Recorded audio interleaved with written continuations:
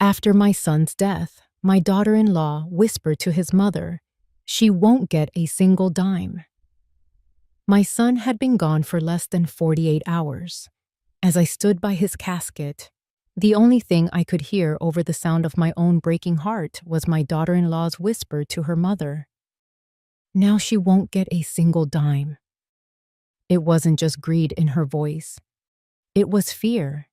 And in that moment, I knew my son's death was not the end of the story. It was the beginning of a war. Before we continue, please subscribe to the channel and let us know where you are listening in the comments. The air in the funeral home was thick with the cloying scent of lilies and unspoken grief. Outside, the cold Maine fog pressed against the stained glass windows, muffling the world and sealing us inside this bubble of sorrow. Each guest who approached me offered the same gentle murmur, the same sympathetic touch on the arm. I accepted their condolences with a quiet nod, my mind a numb haze. It didn't feel real. My David, my vibrant, complicated son, could not be in that polished mahogany box. I stared at his face, so still and pale under the mortician's careful work. He looked like a stranger wearing my son's favorite suit. My hands, hidden in the folds of my black dress, trembled uncontrollably. I clutched the small embroidered handkerchief he'd given me one Mother's Day years ago, its soft cotton a flimsy anchor in a sea of loss. Then, Veronica and her mother, Regina, approached. Veronica, my son's wife of 10 years, was the picture of a grieving widow. Her black designer dress was impeccable, her blonde hair pulled back in a tasteful chignon. A single perfect tear traced a path down her cheek, but her eyes were restless. They darted from the casket to the guests, and then, briefly, to me. They stood beside me, feigning shared sorrow. Regina placed a hand on Veronica's back, a theatrical gesture of comfort. I closed my eyes, wanting only silence, wanting them to go away. And that's when I heard it. It was a whisper, meant to be swallowed by the somber organ music, but to my ears, it was as loud as a gunshot. "Now she won't get a single dime," Veronica breathed into her mother's ear. The words sliced through my fog of grief. It wasn't a cry of pain. It wasn't a lament for her lost husband. It was a declaration of victory. My eyes snapped open. I didn't turn my head, but I watched them in the reflection on the casket's glossy surface. I saw Veronica's hand, perfectly manicured, clench into a tight fist at her side. I saw the look she exchanged with her mother, not of shared loss, but of shared conspiracy. There was greed there, yes, but underneath it, I saw a flicker of raw, desperate fear. The grief that had been a heavy blanket suddenly became a shard of ice in my chest. The world, which had been muted and gray, sharpened into painful focus. The whisper wasn't just cruel, it was urgent. It was the frantic hiss of someone who had just escaped a disaster and was scrambling to secure their position. Why? The question echoed in the sudden ringing silence of my mind. This wasn't just about my son's life insurance policy, a handsome sum of $2.5 million. I knew David had named me the primary beneficiary years ago, before he even met Veronica. This felt bigger, darker. The fear in her eyes wasn't the fear of a woman who might lose money. It was the fear of a woman who was already in deep trouble. Veronica must have felt my gaze because she turned, her face instantly rearranging itself into a mask of tearful sympathy. "Oh, Margaret," she said, her voice dripping with false sorrow. I can't believe he's gone." I forced myself to meet her eyes. I saw nothing of the woman my son had loved, only a calculating stranger. My own voice, when I found it, was steady and cold, a tone I hadn't used since I retired as a chief accountant. "I know, Veronica. None of us can." I turned my attention back to my son, my real son, Not the waxen figure before me, but the memory of him. The whisper had changed everything. It had desecrated this sacred place of mourning, but it had also given me something I didn't have moments before: a purpose. The other guests saw a heartbroken mother, a 72-year-old widow lost in her sorrow. Veronica saw an obstacle, a problem to be managed. They were both wrong. That whisper had awakened the part of me that had been dormant for years. The accountant, the problem solver, the woman who knew that behind every number and every whispered word lies a truth waiting to be uncovered. And I would uncover the truth of my son's life and his death, no matter what it cost me. The drive back from the funeral home was a blur of gray coastline and bare skeletal trees. The old Volvo wagon seemed to know the way on its own, its engine a low hum against the oppressive silence. When I pulled into the long gravel driveway, the house stood waiting like a silent, stone-faced witness. Our family home, a grand Victorian dame that had seen 3 generations of Elwoods, now felt less like a sanctuary and more like a mausoleum. Inside, the air was cold and still. The only sound was the solemn, rhythmic ticking of the grandfather clock in the foyer, each tock a heavy footstep of time marching on without my son. For a moment, the sheer emptiness of the house threatened to swallow me whole. Every room held a ghost. David taking his first steps on the Persian rug in the living room. David doing his homework at the massive oak dining table. David, just last Christmas, standing by the hearth, laughing, his voice echoing off the high ceilings. I walked past the living room, past the dining room, my hand trailing along the cool wood of the banister.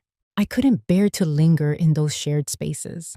Instead, I found myself drawn to the one place that was exclusively his study. The door creaked open, revealing the room just as he'd left it. It was a library of his life. Shelves lined with books on history and finance, a framed photo of us on his desk, his leather armchair still holding the faint impression of his form. The scent of old paper, leather, and his subtle cologne hung in the air. This is where the wave of grief should have finally broken me. I expected to collapse into his chair and let the sorrow consume me, but it didn't. As I stood on the threshold, something else took over. It was the accountant in me, the part of my mind that spent 40 years finding discrepancies in columns of numbers. My brain, desperate for an anchor, latched onto logic and order, and David's study was the epitome of order. He was meticulous, a place for everything and everything in its place. My eyes scanned the room not with the soft focus of nostalgia, but with the sharp precision of an audit. And that's when I saw the first thing that was wrong. On the second shelf, nestled between a biography of Churchill and a treatise on economic theory, was a well-worn copy of Moby Dick. It was one of David's favorites, but it belonged on the top shelf, with his collection of classic literature. It was out of place by a full 12 inches. It was a small thing, insignificant to anyone else. But I knew my son. He wouldn't have been so careless. I walked over to the bookshelf and ran my fingers along the spines. The leather on the other books was smooth, coated in a fine, undisturbed layer of dust. The spine of Moby Dick was clean, as if it had been handled recently. I pulled it out. It felt heavier than I remembered, or maybe my hands were just weak. I flipped through the pages, expecting a note, a bookmark, anything. I found nothing.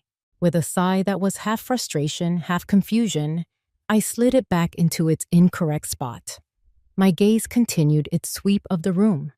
That one small inconsistency had put me on high alert. My eyes landed on the large oil painting hanging above the fireplace, a portrait of my late husband, David, and me, painted a decade ago. We looked happy, windswept, a perfect coastal Maine family. But it was crooked, just a fraction of an inch tilted to the left. David would have sooner let the roof leak than allow a picture to hang askew in his study. I moved towards the fireplace, the ticking of the clock in the hall seeming to grow louder, more insistent. My heart was beating a little faster now. This wasn't grief. It was adrenaline.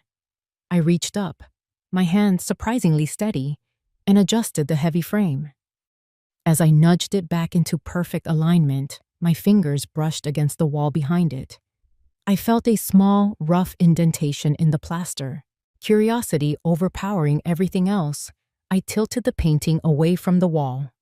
There, hidden behind the frame, was a tiny, deliberate scratch. It wasn't a crack from the house settling or an accidental scuff.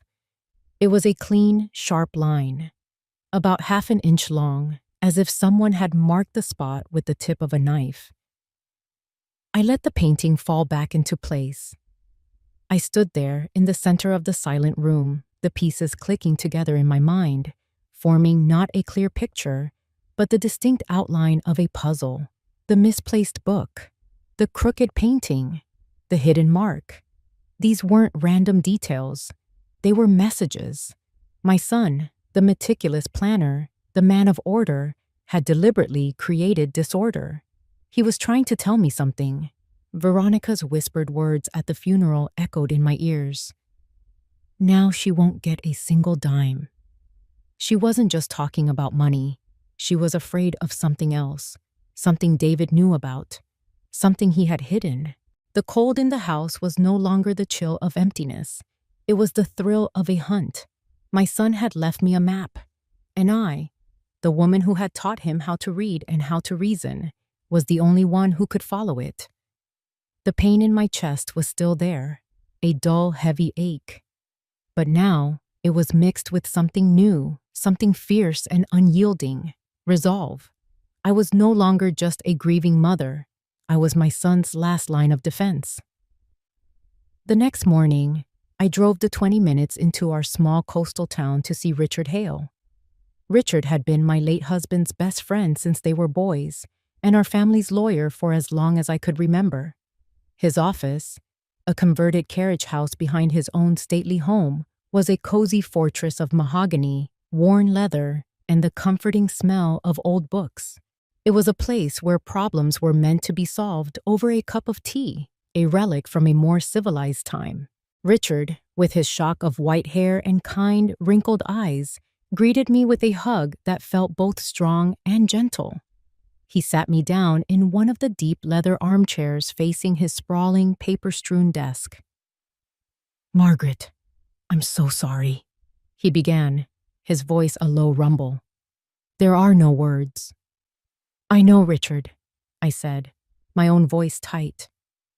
I reached into my handbag and pulled out the thick envelope containing David's life insurance policy. I placed it on the one clear spot on his desk. "I need you to look at this." Veronica's behavior at the funeral. It was unsettling. Richard put on his reading glasses and carefully reviewed the documents. He hummed thoughtfully, his brow furrowed. "Well, it's all ironclad," he finally said, looking at me over the rim of his glasses. "David set this up years ago. You are the sole beneficiary of the $2.5 million policy. Veronica has no legal claim to it whatsoever. It's as clear as day." A wave of relief washed over me, but it was fleeting. Then why would she say what she said? Why did she seem so desperate? Richard leaned back in his chair, which groaned in protest. He steepled his fingers, a habit he had when he was thinking deeply. "Greed makes people do ugly things, Margaret. But you're right to be cautious. My advice? Keep your cards close to your chest. Don't engage with her. Let me handle all the official correspondence. We'll dot the I's and cross the T's, and this will all be settled quietly." His calm, professional demeanor should have reassured me completely. And yet, as I drove home, a sliver of doubt remained. Richard was a good man, a loyal friend. But he was a man who believed in rules and order. Veronica's whisper hadn't felt like a legal challenge. It felt like a threat from a world where the rules didn't apply. That night, sleep was a distant country I couldn't reach. The house was silent except for the grandfather clock, its ticking now sounding like a countdown. I went downstairs to David's study, the room where I felt closest to him, and switched on his desk lamp. The warm pool of light illuminated the copy of the insurance policy I'd brought home. I sat in his chair, the leather cool against my skin, and picked up the document. I wasn't looking at the legal jargon anymore. I was looking for a message. My eyes scanned the pages, filled with clauses and stipulations, until they landed on the policy number at the top of the first page. ME818D12. I'd seen it before, of course, but I hadn't looked at it. Now, under the intense focus of the lamp, it seemed to leap off the page. It wasn't just a random string of characters generated by a computer. My accountant's brain, trained to see patterns in chaos, kicked into gear. David had chosen this. He had to have. My breath caught in my throat. Me. It couldn't be that simple, could it? I grabbed a pen and a notepad from his desk drawer. My hand was shaking slightly as I wrote it down. Me. Margaret Elwood. My initials. A jolt, like a current of electricity, shot through me. It was him. It was David, reaching out from beyond the silence, speaking to me in the language of codes and numbers we both understood. The grief was still there, a heavy weight in my soul. But now it was joined by a flicker of light, hope. I was no longer a passive victim, a heartbroken mother waiting for the world to make sense again. I was an active participant. My son had left me a clue, a key to a door I didn't even know existed. Veronica wasn't just after the money. She and the mysterious forces she feared were after something else. And this policy number was the first step on the path to finding out what it was. I stared at the rest of the code. 818. D12. What did they mean? A date? A page number? A combination to a safe? I didn't know yet, but for the first time since I'd received that terrible phone call, the fog of despair began to lift, replaced by the cold, clear certainty of a mission. I sat there in the dead of night, alone in my son's study, with a pen in my hand and a puzzle to solve. The war had begun, and I had just received my first orders. 3 days after my visit to Richard's office, the phone rang. The caller ID showed Veronica's name, and I let it ring 4 times before picking up, schooling my voice into a neutral, placid tone. "Margaret, it's Veronica," she said, her voice syrupy sweet, a complete 180 from the venomous whisper I'd overheard. "I know things have been difficult. I was hoping you'd let me cook you dinner tonight. Just the 2 of us. And Mother. A chance to connect. For David." Using my son's name as bait. The audacity was breathtaking. Richard's advice echoed in my mind. Keep your cards close to your chest. This was a performance, and I knew I had to play my part. "That's very thoughtful of you, Veronica. What time?" Her house, a modern glass and steel box on the other side of town, was the architectural opposite of my own. It was cold, minimalist, and impeccably clean, like a page from a design magazine rather than a home. The air inside was chilled to a precise temperature, and the only scent was a faint chemical lemon. Veronica greeted me at the door in a cream-colored cashmere sweater, the picture of understated elegance. Her mother, Regina, a woman with a face pulled tight from one too many cosmetic procedures, hovered behind her. "Margaret, you look wonderful," Regina chirped, her smile not quite reaching her eyes. The dining room was set for a state dinner. Crystal glasses gleamed under a modern chandelier, and a ridiculously elaborate floral arrangement served as the centerpiece. The meal itself was a parade of expensive tiny portions. Seared scallops, filet mignon, a chocolate lava cake, all served with a nervous energy that made the whole affair feel like walking on eggshells. For the first half of the meal, they stuck to safe, meaningless topics: the weather, a new art gallery in town, the dreadful state of the roads after the winter. I played along, the grieving but composed mother-in-law, while my mind was a whirring calculator, analyzing every word, every glance. They were clumsy hunters, circling their prey, and I could feel them getting ready to close in. Regina made the first move. "You know," she began, dabbing her lips with a linen napkin, "David was always so proud of his family's history. The Elwood name means so much in this town." "We have a lot to be proud of," I agreed, taking a slow sip of my water. "All those lovely things in your house," she continued, her voice a little too casual. "The antiques, the paintings. Your husband had such impeccable taste. David must have inherited that." I saw Veronica give her mother a subtle warning glance. Too soon, too obvious. Veronica smoothly took over, her tone gentle and solicitous.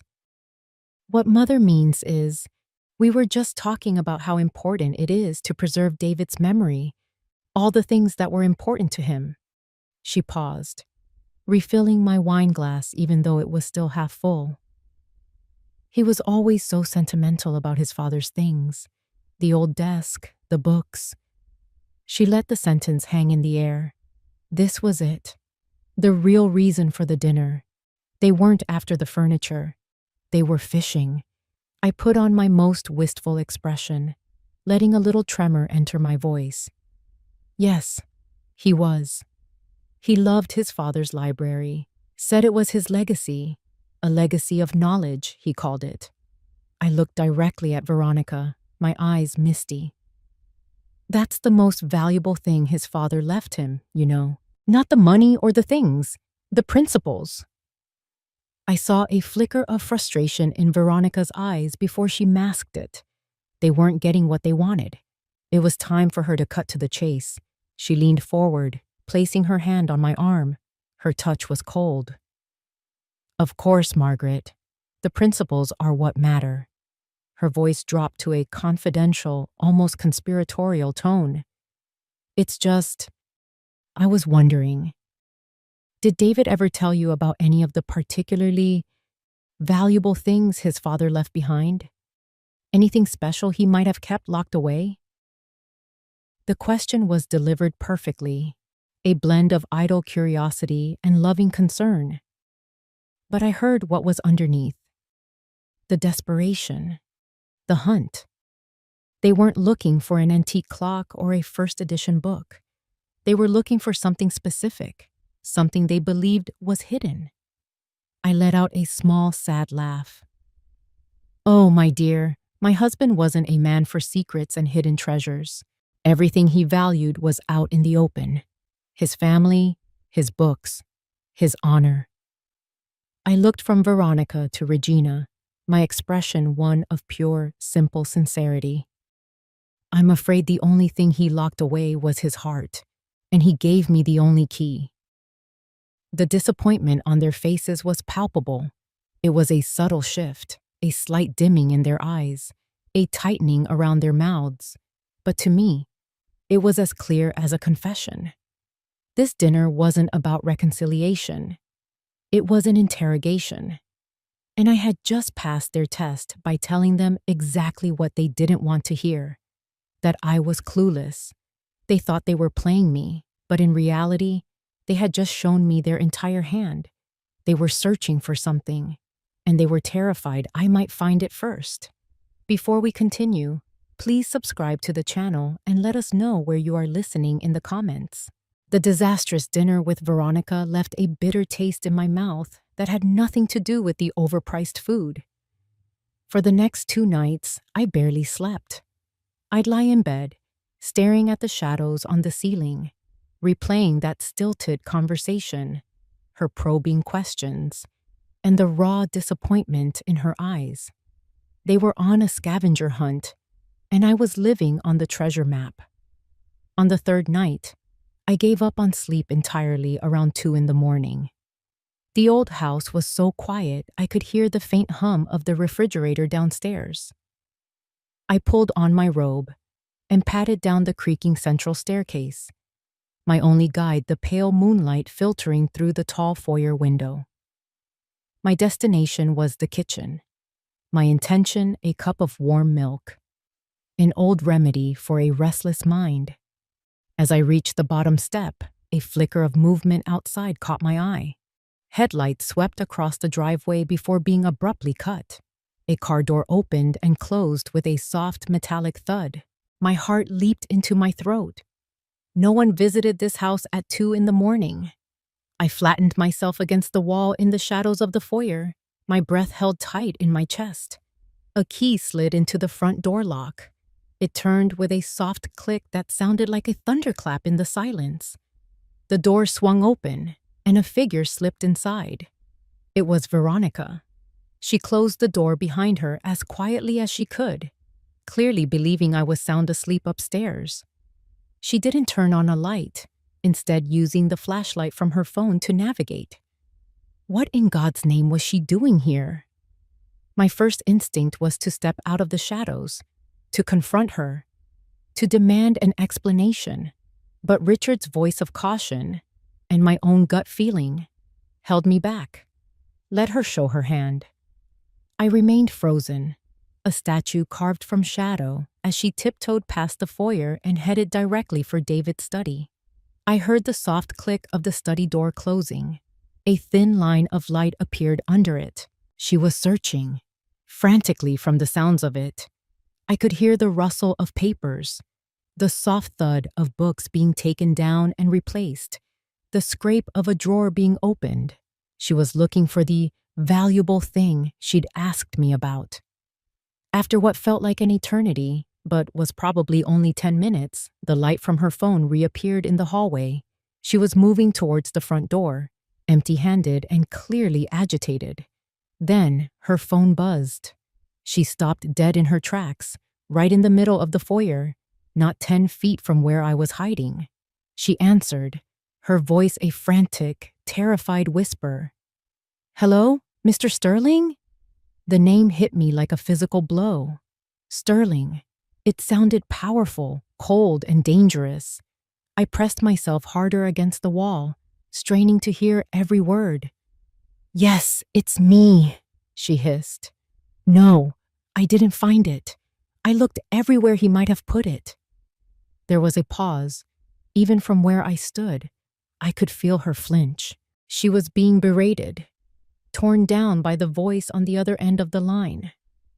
"I know," she pleaded, her voice cracking. "I know what's at stake." Another pause, longer this time. Her whole body was trembling. "The mother? I told you I had dinner with her. I tried. She doesn't know anything. Or she's putting on the act of a lifetime. She just talked about memories and principles." She listened again, nodding frantically in the dark. Yes, I understand. Just, please, give me more time. I'll get back in. I'll tear the whole place apart if I have to. I will find that USB, I promise." She ended the call, slumping against the wall for a second, as if her strings had been cut. 2 words from that terrifying one-sided conversation burned themselves into my brain: Sterling and USB. This was no longer a family squabble over an inheritance. This was something else entirely. I was standing on the edge of a dark, unfamiliar world. A world with men named Sterling who made my daughter-in-law tremble with fear. A world where a simple USB drive was worth breaking into a dead man's house in the middle of the night. Veronica gathered herself, took a shaky breath, and slipped back out the front door into the foggy Maine night. I waited until I heard her car engine start and fade into the distance before I finally allowed myself to breathe. My legs felt weak, and I had to grip the banister to keep from collapsing. The warm milk was forgotten. The house was no longer just empty. It was compromised. It was a target. And I, A 72-year-old widow was standing right in the center of it. The 2 days following Veronica's nocturnal visit were a waking nightmare. I jumped at every creak of the old house, my nerves stretched as taut as a piano wire. The name Sterling and the image of a USB drive played on a loop in my mind.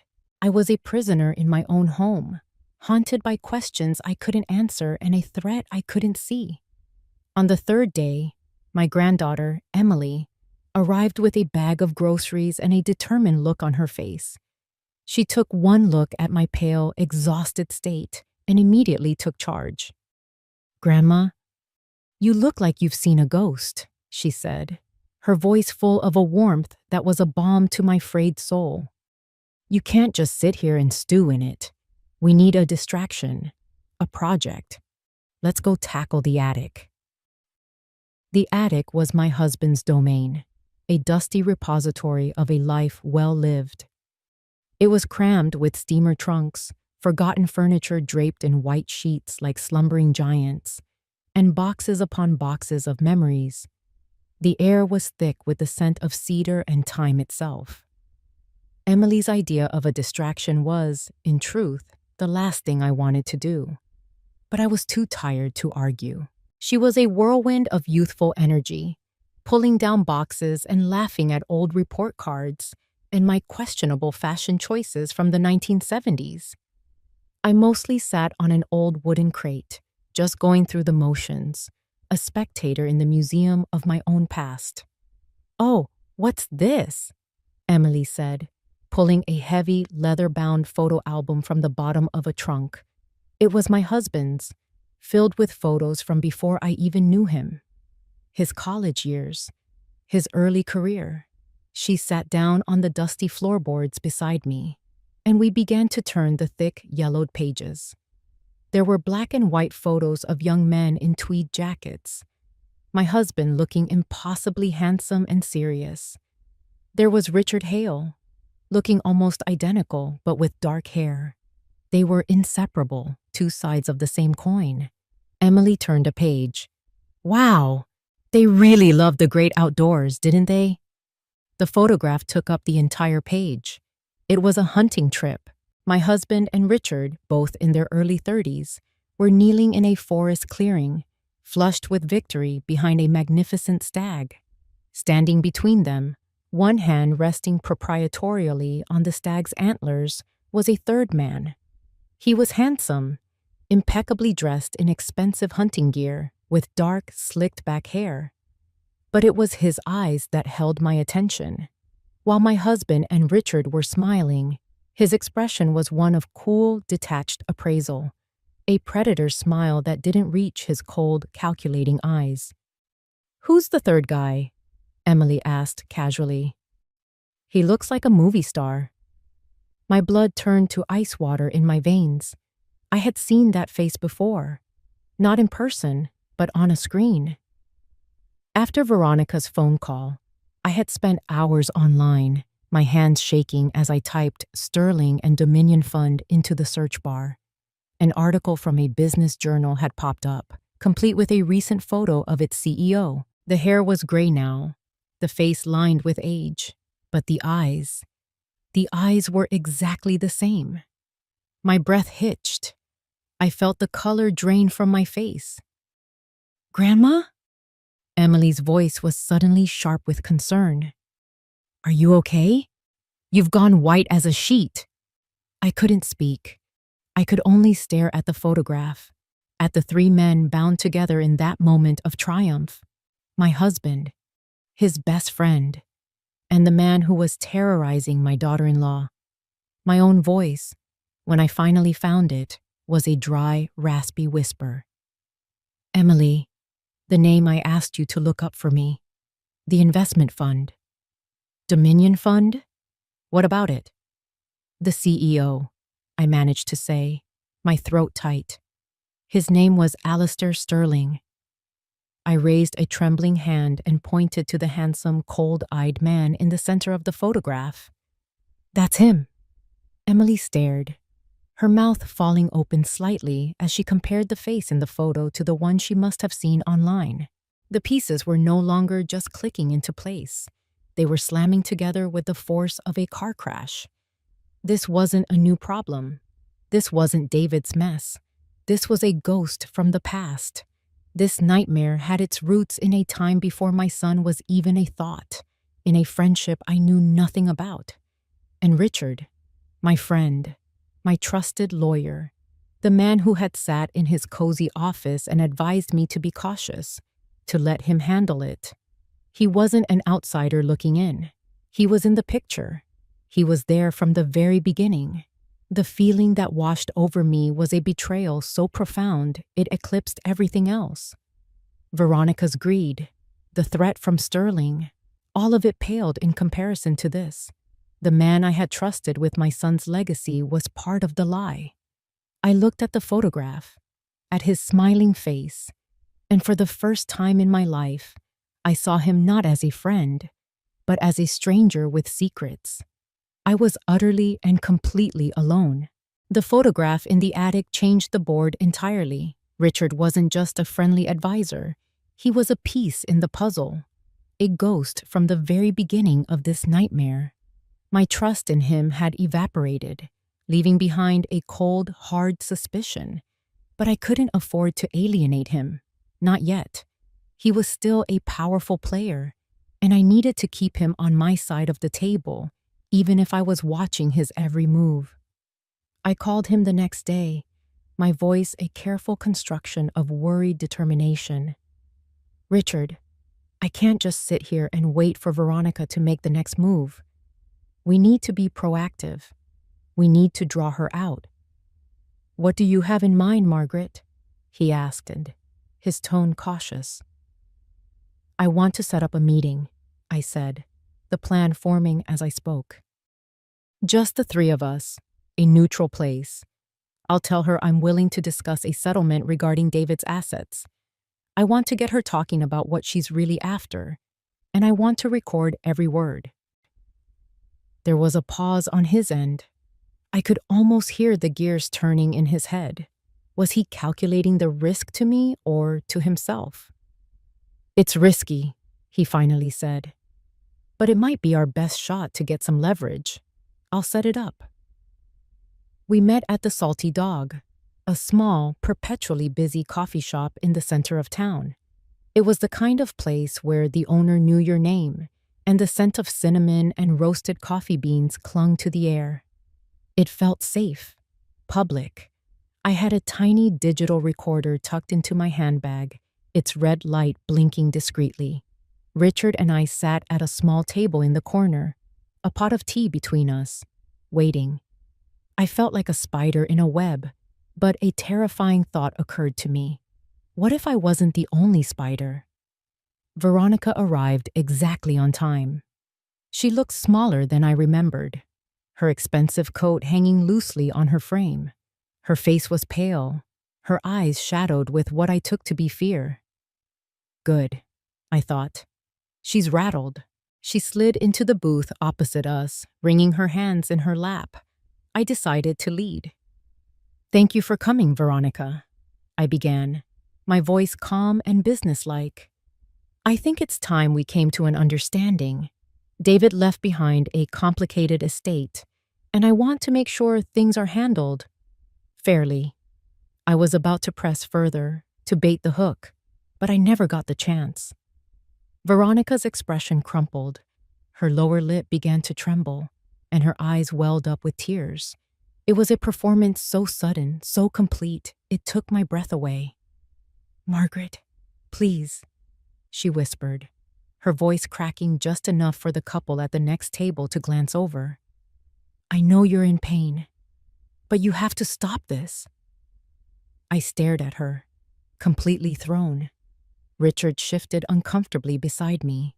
"Stop what?" I asked, my voice coming out sharper than I intended. Her tears began to fall freely now. This cruelty, accusing me of things. "You think I'm after money?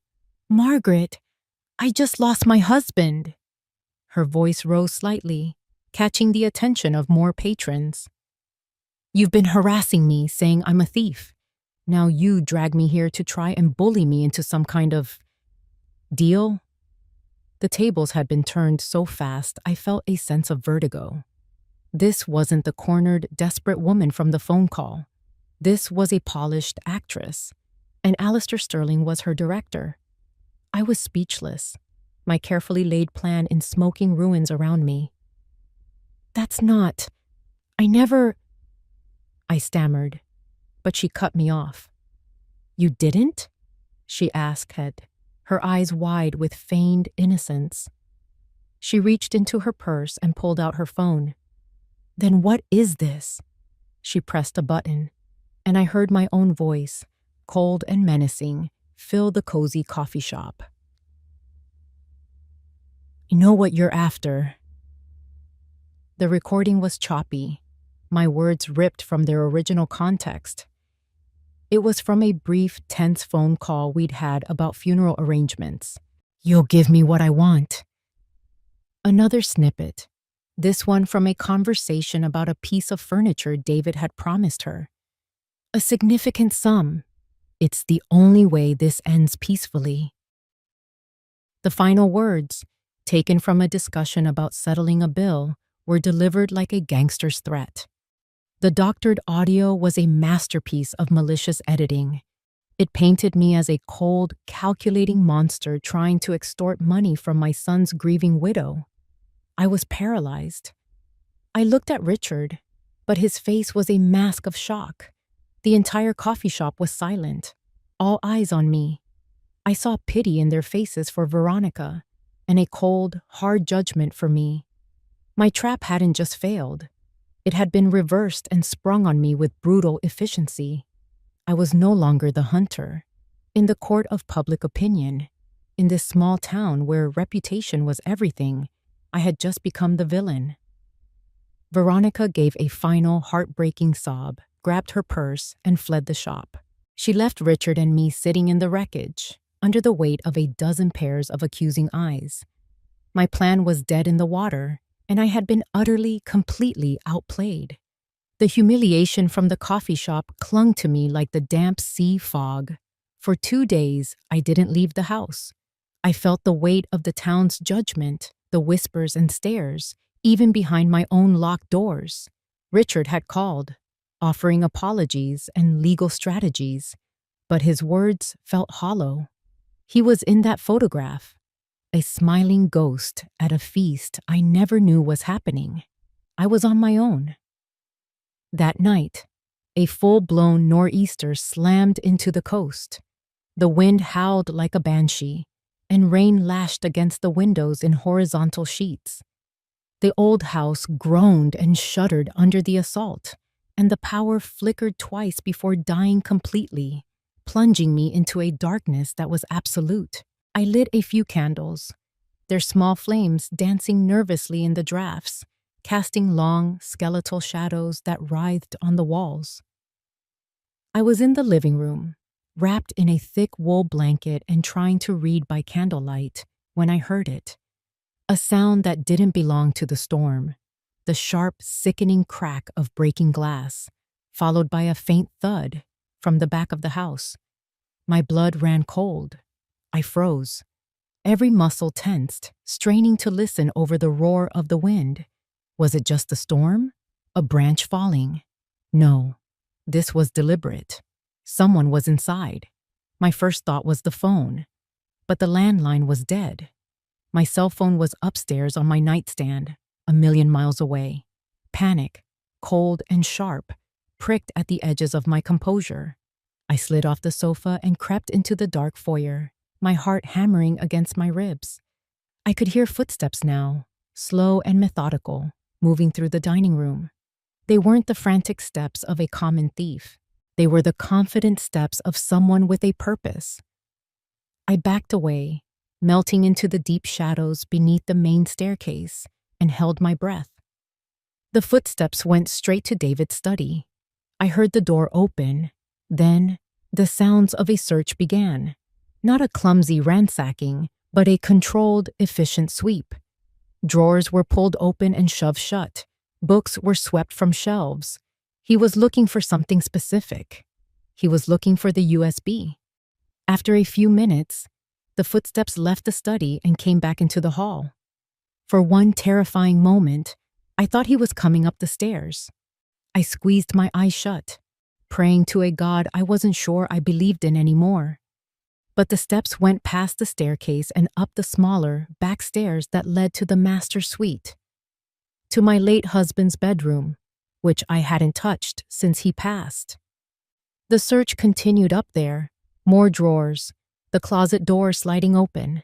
The intruder was a professional. He was in and out of the house in less than 15 minutes.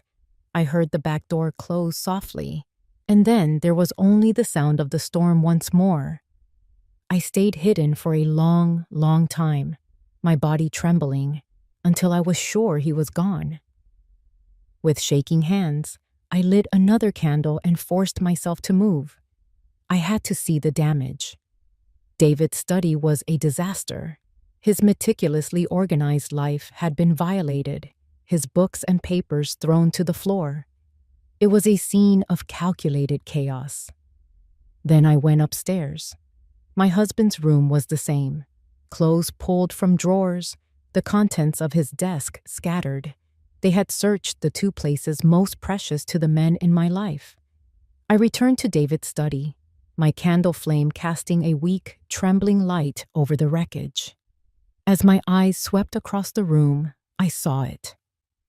In the very center of David's large leather-top desk, a space that had been deliberately cleared, sat a single object.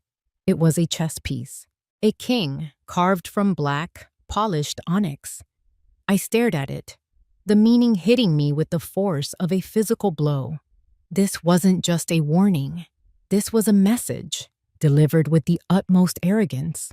It was from Sterling. He was telling me he was the king on this board. He was telling me my son, a mere pawn or knight, had been taken. He was telling me not to make the same foolish mistake. The public humiliation at the coffee shop had been one move. This violation, this invasion of my home, was another. He was showing me he could get to me whenever he wanted. The fear that had held me in its icy grip for the past hour didn't vanish, but it was consumed by something else, something hot and powerful. Rage. A cold, clarifying fury. He thought a broken window and a child's game piece would send me scurrying into the corner like a frightened mouse. He thought he could intimidate a 72-year-old widow into submission. He had just made the biggest mistake of his life. A line had been crossed. This was no longer about defending my son's memory or protecting his inheritance. This was about justice. I picked up the cold, heavy chess piece. It felt solid in my hand, a declaration of war. Fine, Mr. Sterling, I thought. The storm outside no match for the one inside me. You want to play a game? Let's play. The break-in left me with nothing but the cold onyx king and a house that no longer felt like a home. Every shadow seemed to hold a threat. Every gust of wind sounded like a footstep. I was backed into a corner, with my reputation in tatters and my safety compromised. Sterling had played his hand, and it was a strong one. He thought he had me checkmated, but a cornered animal is the most dangerous, and I was done being afraid. My mind, frantic for a weapon, for any piece of leverage, kept circling back to the beginning. The misplaced book, the crooked painting, and the code. It was the one thing they didn't know I had. The one message from my son that had slipped through the cracks. I was in the library, the heart of the house, surrounded by the leather-bound books my husband and son had loved. The air smelled of wood smoke and history. I paced the Persian rug, the Black King cold in my hand, my mind racing. MEE 818D12. Margaret Elwood. But what about the rest? It was a key, but I was trying to force it into the wrong lock. And then, it hit me. It wasn't a separate clue. It was all connected. The code wasn't just a code, it was an instruction manual. My eyes shot to the bookshelf, to the second shelf, where the worn copy of Moby Dick still sat, stubbornly out of place. My heart began to pound, a heavy, frantic drum against my ribs. I walked to the shelf and pulled the book down. It felt different now, charged with significance. My hands trembled as I opened it, the old pages whispering as they turned. I didn't need to search. I knew exactly where I was going. Page 818. I found the page. The print was small, the lines dense with Melville's prose. My eyes scanned the text, my finger tracing the words. D12, the 12th word. I counted slowly, my lips moving silently. 1, 2, 3, all the way to 12. The word was globe. For a moment, I just stared at it, the single word seeming to lift off the page. The globe. Of course. The antique globe that had stood in the corner of my husband's side of the library for 50 years. It was as much a part of the room as the fireplace. A beautiful, ornate thing from the 1930s, with countries that no longer existed and borders that had long since been redrawn. I set the book down and walked to it, my legs feeling unsteady. It was a relic, a piece of decor. But now I saw it for what it was, a hiding place. I ran my hands over its curved surface, feeling the raised lines of the continents. I spun it on its brass axis, the way David used to when he was a little boy, dreaming of faraway places. I searched for a button, a latch, a seam that didn't belong. My fingers found it near the South Pole, a tiny, almost imperceptible ridge in the plaster and paper. I pressed.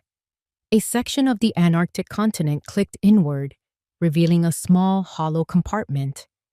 And nestled inside, on a bed of faded velvet, was a small black flash drive. A USB.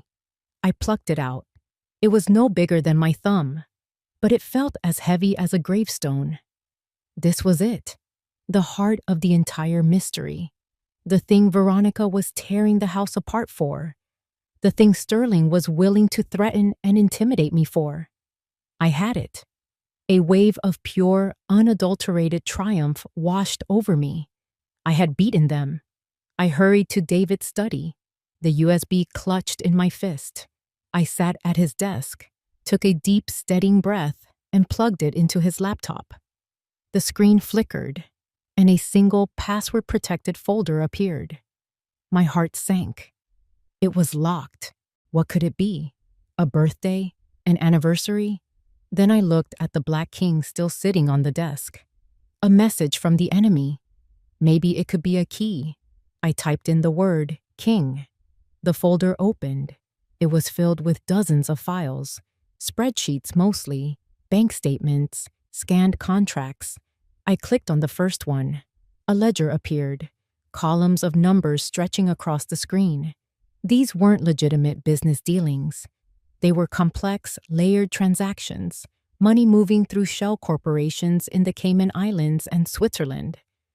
It was a meticulously detailed roadmap of a massive money laundering operation. I saw names, dates, amounts that made my head spin. And at the center of the web, the primary beneficiary of all of it was the Dominion Fund. I had found the evidence, the proof that could destroy Alistair Sterling. But as I scrolled through the labyrinthine data, my eyes fell on a small detail at the bottom of the spreadsheet. Metadata, the file properties. My blood went cold. Author, Elwood, Charles. Date, created October 12, 1998. Charles Elwood, my husband. The room began to spin. It couldn't be. Not him. Not the man I had loved and honored for nearly 50 years. I frantically clicked on another file, and another. It was all the same. His name was on every single one. He wasn't a victim. He wasn't a pawn. He was the architect. He had built this entire criminal empire from the ground up. My son hadn't been a conspirator trying to hide it. He had inherited this poison pill, and had died trying to figure a way out. The bottom fell out of my world. The triumph I had felt moments before curdled into a horror so profound it stole the air from my lungs. The grief I felt for my son was a sharp, clean wound.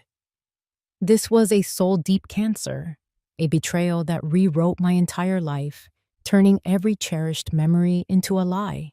I stared at my husband's name on the screen, the name I shared, the name of our family, now a brand of absolute corruption.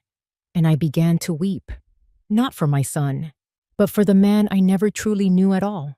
The truth didn't set me free. It caged me in a prison of my husband's making. For hours, I sat in the dark, the laptop screen casting a ghoulish blue light on my face as I navigated the labyrinth of his crimes. The storm outside continued its assault, a fitting soundtrack for the complete demolition of my life. But as the first gray light of dawn broke through the clouds, the grief and horror began to cool, hardening into a singular, ice-cold purpose. This ended tonight, on my terms. I picked up the phone. My first call was to Veronica. She answered on the first ring, her voice a mess of anxiety. "Hello? It's Margaret," I said, my voice devoid of any emotion. "Come to the house. Now, come alone. I have what you're looking for." I hung up before she could respond. My second call was to Richard. "Margaret, are you all right? I've been worried sick." "I need you to come over, Richard," I said, my tone flat and uninviting. "There's been a development. It's time to put all the cards on the table." I didn't wait for his reply either. I went into the living room, lit a small fire in the hearth, and placed the USB drive in the exact center of the heavy oak coffee table. Then, I sat in my husband's favorite wingback chair and waited. Veronica arrived first, as expected. She looked like she hadn't slept in a week. Her eyes, wide and terrified, immediately locked onto the USB drive. She looked from it to me, a dozen questions and accusations dying on her lips. "Sit down, Veronica," I said calmly. She obeyed, perching on the edge of the sofa as if ready to bolt at any moment. Before either of us could speak again, the headlights of a second car swept across the living room window, a heavy, expensive SUV. My heart didn't even flutter. I had expected this. The king doesn't send a pawn to do a queen's job without oversight. The front door opened, and Alistair Sterling walked in as if he owned the place. He was exactly as I remembered from the photograph, only older, harder. He exuded an aura of expensive tailoring and absolute power. He gave Veronica a look of withering contempt before turning his cold eyes on me. "Mrs. Elwood," he said, his voice a smooth, polished baritone. "An unexpected pleasure. It seems my employee has made a mess of things." "Your employee is the least of your problems, Mr. Sterling," I replied, my voice steady. I gestured to the chair opposite me. "Please, make yourself at home. After all, my husband's business partner should feel welcome here." That got a reaction, a flicker of surprise in his eyes. He sat down, his movements fluid and controlled. At that moment, Richard arrived, letting himself in and stopping dead in the foyer at the sight of our little party. His face went pale. "Richard, so glad you could make it," I said, my voice dripping with ice. "Take a seat. This concerns you too." Richard looked from Sterling to me, his expression a mixture of confusion and dawning horror. He slowly sat next to Veronica, the two of them looking like prisoners in the dock. The four of us sat in silence for a moment, the only sounds the crackling fire and the rain against the glass. The night of judgment had begun. I looked at Sterling. "You sent a man to break into my house.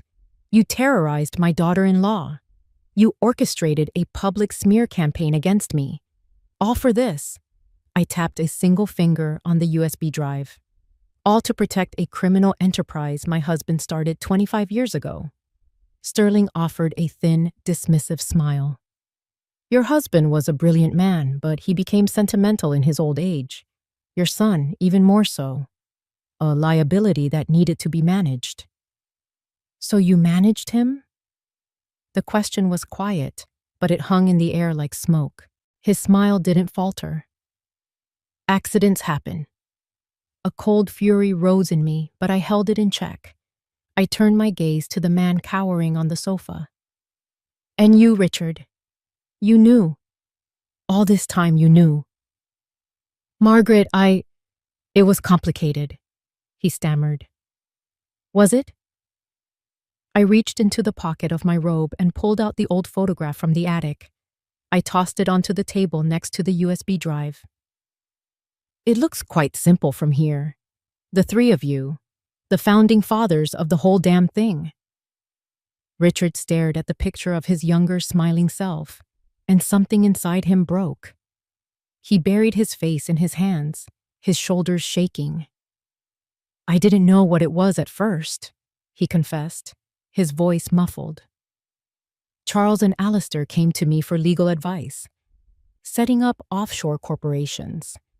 It was aggressive, but on paper, it was legal. By the time I realized what the money was, where it was coming from, I was in too deep. I was complicit. He looked up, his eyes filled with a lifetime of regret. I'm so sorry, Margaret. I've lived with this guilt every single day. The confession hung in the air, raw and pathetic. All the secrets were finally out, laid bare in the flickering firelight. Veronica was weeping silently. Sterling looked on with detached amusement, as if watching a mildly interesting play.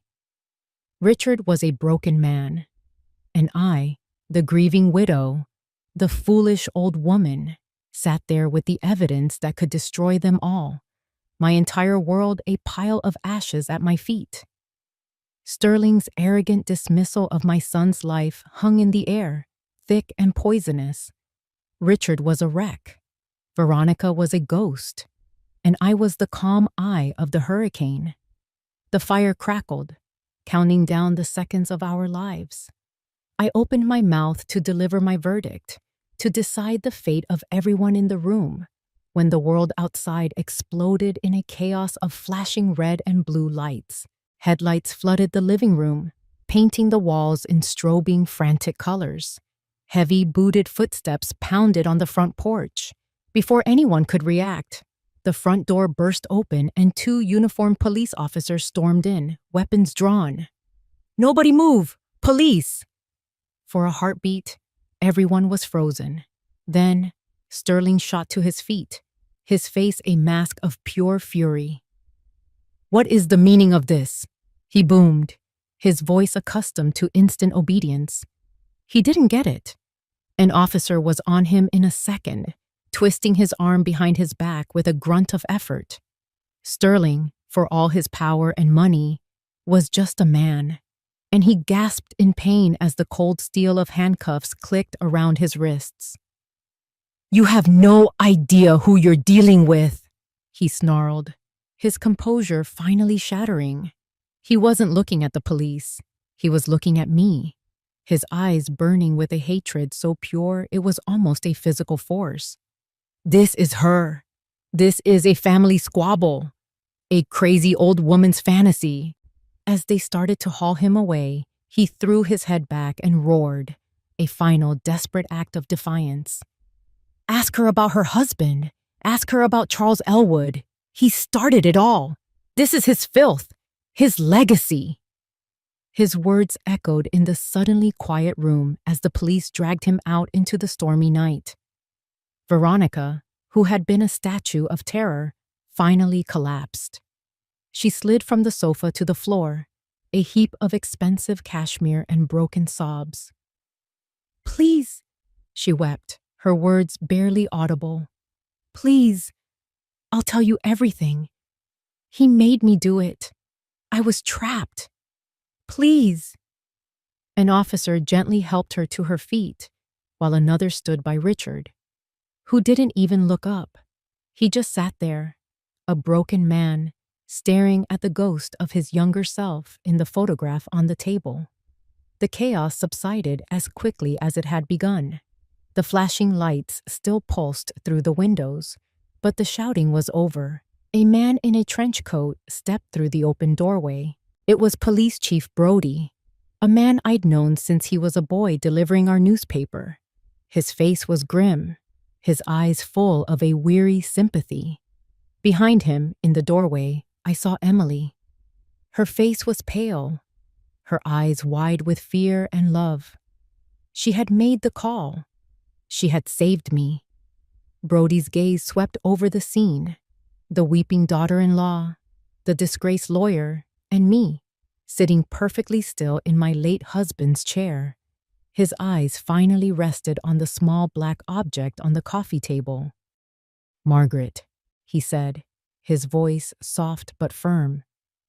"Your granddaughter said you had evidence. Is that it?" I didn't answer. I reached out and picked up the USB drive. It was so small, so light, yet it held the weight of generations. It held my husband's sin, my son's struggle, Sterling's evil, and my family's name. In that moment, the world fell away. There were no police, no flashing lights, only the choice in my hand. I could give him the drive, and with it, the whole ugly truth. I could let the world know that the Elwood fortune was built on a foundation of crime, that the man this town had respected for 50 years was a monster. It would destroy Sterling, but it would also destroy the Elwood legacy forever. Our name would become a synonym for shame. Or I could be clever. I could be the kind of woman my husband would have expected me to be. I could tell Brody that the drive contained evidence of Sterling's recent activities, extortion, threats, maybe enough to link him to my son's accident. I could bury the older files, bury my husband's name deep in the digital muck. I could protect the family honor. I could save the memory of the man I thought I'd married. It would be a lie, but it would be a lie that preserved a certain kind of order. I looked at the USB in my palm. Justice on one side, shame on the other. I thought of my son, crushed under the weight of this poisonous inheritance. I thought of Emily, standing in the doorway, representing a future that deserved to be built on truth, not a carefully curated lie. What was the Elwood legacy, really? A grand house? A respected name? Or the chance to finally do the right thing, no matter the cost? My choice was clear. I looked up and met Chief Brody's gaze. My hand was perfectly steady as I held out the drive. "Everything you need is on here, Chief," I said, my voice clear and strong. Everything. 6 months have passed since that stormy night.